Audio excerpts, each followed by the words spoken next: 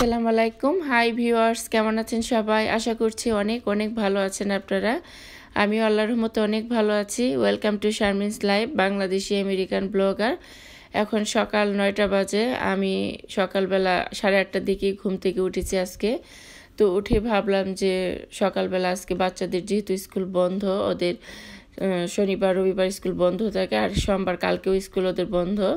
তো ওরা ঘুমাচ্ছে, আমার হাজব্যান্ড আরও আমার বাচ্চারা।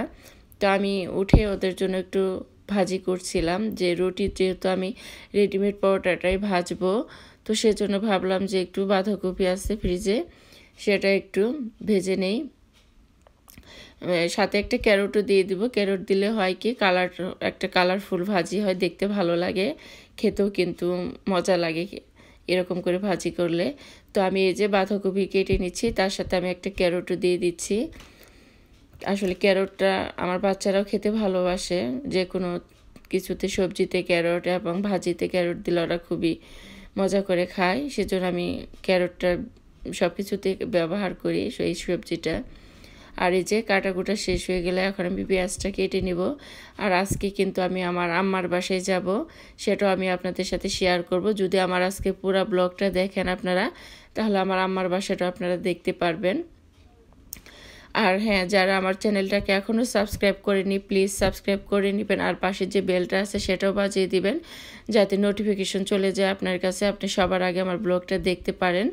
আর যারা করে ফেলেছেন তাদেরকে আমি জানাই অসংখ্য অসংখ্য ধন্যবাদ এবং থ্যাংক ইউ। আর আমাকে বেশি বেশি সাপোর্ট করবেন, যাতে আমি সামনের দিকে আরও সুন্দরভাবে যেতে পারি। এই দোয়া করবেন আমার জন্য। তো এই যে আমি পেঁয়াজ টিয়াজ কেটে নিচ্ছি, তারপর ভাজিটা বসিয়ে দিব। এখন আমি তেল দিয়ে দিচ্ছি পরিমাণ মতো, তারপরে একটু জিরা দিয়ে দিব, আর একটা তেজপাতা দিয়ে দিব। আর দুপুরে রান্নাটাও শেয়ার করব আপনাদের সাথে, সকালে কি খেলাম সেটাও আপনাদের সাথে শেয়ার করছি। এই তেজপাতা জিরা দিয়ে দিলাম, আর পেঁয়াজ কাঁচামরিচ দিয়ে দিব।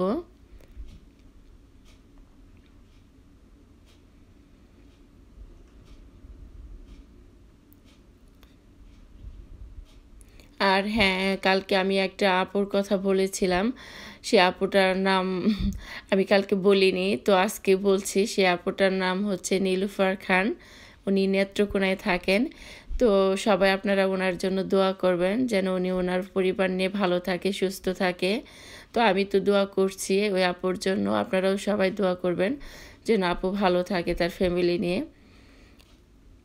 তো আসলে কালকে আমি নামটা বলতে পারিনি, কারণ পারমিশন পাইনি, তো আজকে পেয়েছি, সেজন্য নামটা বললাম।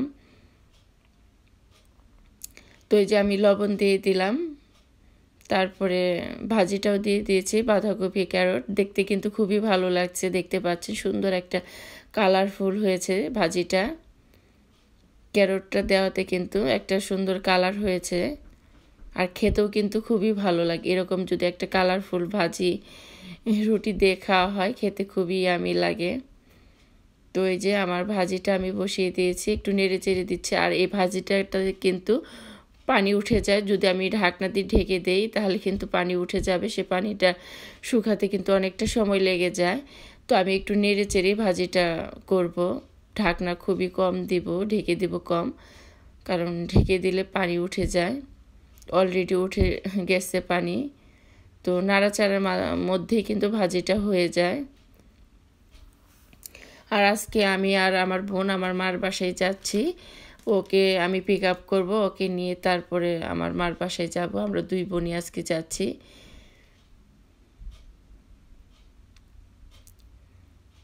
সুন্দর একটা ভাজি থেকে ফ্লেভার বের হচ্ছে। আসলে অনেকেই অনেক কিছু জানতে চান কমেন্টসের মাধ্যমে, কোথায় থাকি, আমার দেশের বাড়ি কোথায়। আসলে অন্য একটা ব্লগ আমি এগুলি সব বলবো, সব কথা তো আর কমেন্টসে উত্তর দেওয়া যায় না। এগুলি নিয়ে একটা ব্লগ যখন আমি বানাবো, সব ডিটেলস বলবো, তখন কোথায় থাকি কি করি সব আপনাদেরকে জানাবো। তো এই যে আমার ভাজিটা কিন্তু মোটামুটি হয়ে আসছে, অলমোস্ট হয়ে গেছে। একটু নামিয়ে ফেলবো, আর 5 মিনিট পরেই হয়ে যাবে আমার ভাজিটা।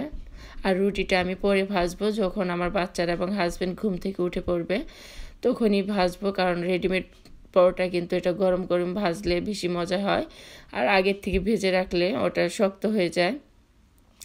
তো যার জন্য ওরা ওঠার পরে রুটিটা ভেজে দিব আর ভাজিটা করে রাখলাম। আর আমি শুধু একটা পরোটা ভেজে আরিয়ানকে খাওয়াবো, কারণ আরিয়ান উঠে গেছে, ও খেলতেছে। তো এই যে আমার ভাজিটা কিন্তু রেডি, দেখতে পাচ্ছেন সুন্দর একটা কালারফুল ভাজি হয়েছে। আমার ভাজিটা দেখতে কেমন লাগছে অবশ্যই কিন্তু কমেন্টস করে জানাবেন। আমার কাছে তো খুবই ভালো লাগছিল দেখে, নিজের কাছে ভালো লাগলে কিন্তু সবার কাছে সেটা ভালো লাগে। তো আমি এই যে আরিয়ানের জন্য একটা পরোটা ভেজে নিয়েছি আর অল্প একটু ভাজি নিয়েছি। তো এই ভাজিটা ও খাবে, পুরাটাই ও খাবে, মানে ও লাইক করে এই ভাজিটা আরিয়ান। তো এই যে ওকে আমি নাস্তা খাওয়ার পরে আমি দুপুরে রান্নাটা শুরু করে দিয়েছি, যেহেতু আমি আজকে আমার আম্মার বাসায় যাব, সেজন্য আমি সকালে নাস্তাটা আমার বাচ্চাদের খাইয়ে আমার হাজব্যান্ড চলে গেছে, ও বাইরে কাজে চলে গেছে।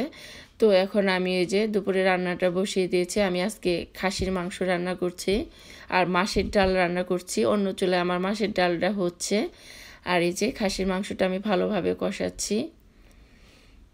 আমার বাচ্চারা কিন্তু খাসির মাংস খেতে চায় না, আমার হাজব্যান্ড আর আমার জন্যই আনা হয়, কারণ বাচ্চারা একদমই খাসির মাংস খায় না। যদি নাম শুনে যে এটা খাসির মাংস, তো ওরা খাবে না। তো ওদের জন্য আমার গরুর মাংসটাই বেশি খাওয়া হয়। তো এই যে মাংসটা কষানো শেষ, এখন আমি ঝোলটাও দিয়ে দিয়েছি, সাথে আমি 2টা আলু দিয়েছি, কারণ আমার মেজো ছেলে তরকারিতে আলুটা খুবই লাইক করে খেতে। তো ওর জন্য আমি 2টা আলু কেটে দিয়েছি মাংসের মধ্যে। আমি ঝোলটাও দিয়ে দিয়েছি, আর ওদিক থেকে আমি মাছের ডালটা একটু সম্বার দিয়ে দিব, কারণ অন্য চুলায় আমার ডালটা হচ্ছে। মাছের ডাল আর খাসির মাংস হলে তো আর কোনো কথাই নেই। আর সকালবেলার আমি বাঁধাকপি বানিয়েছিলাম, সেটা ভাজি অর্ধেকটা আছে। এই যে আমি ডালের জন্য সম্বার দিচ্ছি, এখানে দিয়ে দিচ্ছি সম্বার। সুন্দর একটা মাছের ডালের ফ্লেভার বের হচ্ছে। তো ওই যে আমার ডালটাও রেডি, মাংসটাও আমার হয়ে গেছে। দুপুরের রান্নাটা আমার মোটামুটি শেষ। এখন আমি একটু ঘরগুলি ক্লিন করব, কারণ বিছানা টিছানা আরিয়ান সব নোংরা করে ফেলেছে। তো ওগুলি একটু এখন ক্লিন করতে যাব। আমার রান্না অলমোস্ট শেষ এখন দুপুরের। এই যে আমি একটু বিছানাগুলি ঠিক করলাম, কারণ আরিয়ান আমি যখন রান্না করছিলাম সব ও এগুলি এলোমেলো করে ফেলছিল। তো এই যে আমি বিছানাগুলি একটু ক্লিন করলাম, ঘরগুলি ক্লিন করলাম।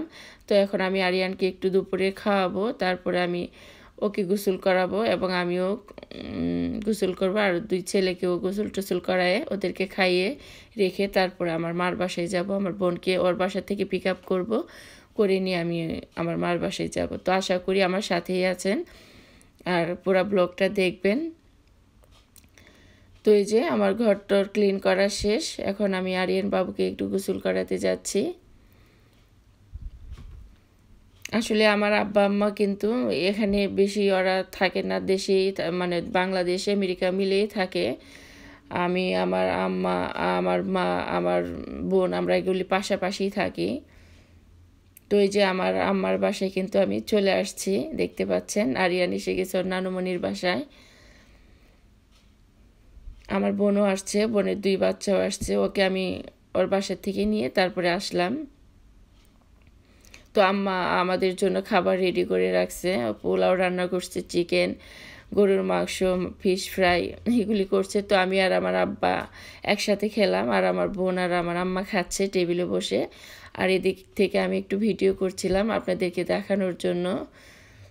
আর আরিয়ান খেলছে ওর নানুমণির বাসায়। আম্মারা বাংলাদেশেই থাকে বেশি, এখানে কম থাকে।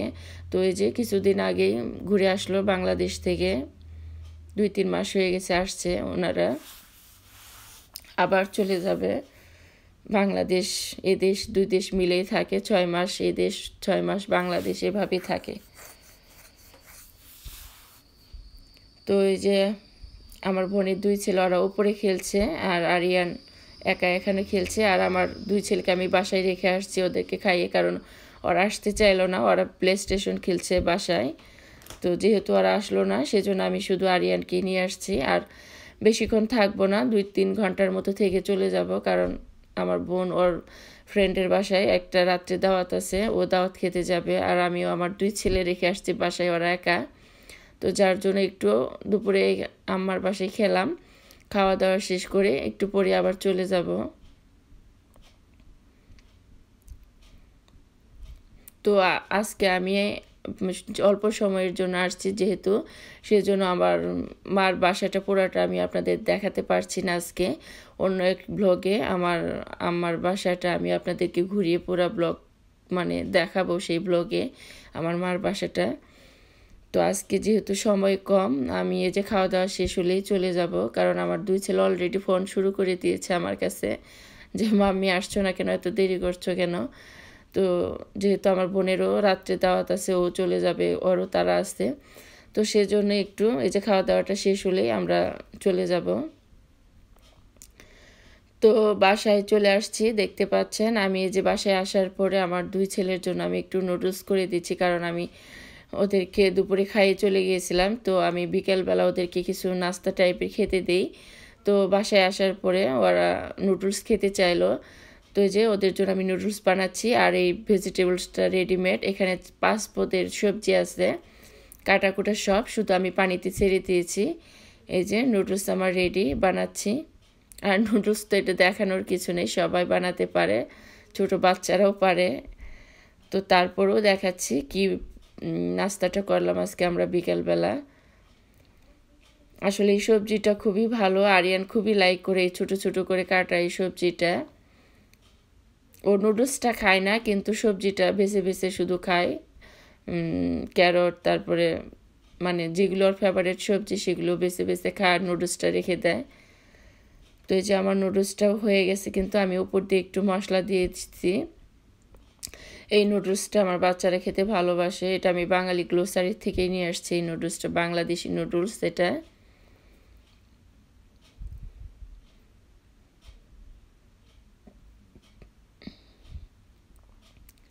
আসলে আমি বিকেলবেলা বাচ্চাদের একটু ডিফারেন্ট ডিফারেন্ট খাবারই দেই, একদিন মানে চেঞ্জ করে করে ওদের নাস্তাটা দেই।